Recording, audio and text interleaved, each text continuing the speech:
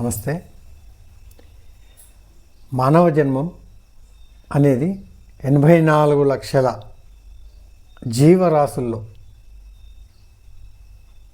అవతరించిన తర్వాత తుదకు వచ్చేది ఈ మానవ జన్మం.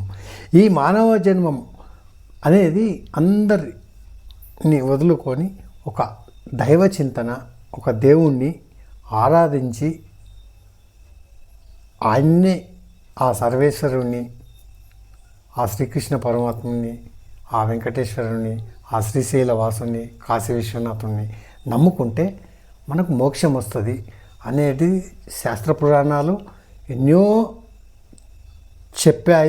చెబుతున్నాయి, ఘోషిస్తున్నాయి. అయినా మనం తప్పుదారిలో పోతున్నాము. కానీ ఒక కవి ఎవరో తనకు వచ్చిన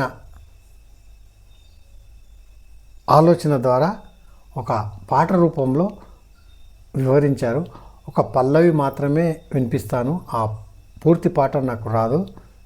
దయచేసి ఈ వీడియో మీకు నచ్చితే మీరు తప్పకుండా సబ్స్క్రైబ్ చేసి బెల్ ఐకాన్ నొక్కి అందరికీ షేర్ చేయండి, లైక్ చేయండి, కామెంట్ చేయండి. మానవ జన్మము మళ్ళీ రాధికా, మాధవ సేవకు వేలాయేగా, శ్రీ గురు పూజకు మనసాయేగా. 84 లక్షలెత్తి తుదకు మానవుడైతివిగా, పోయిన వేళ రాదు కదా, పోయిన వేళ రాదు కదా,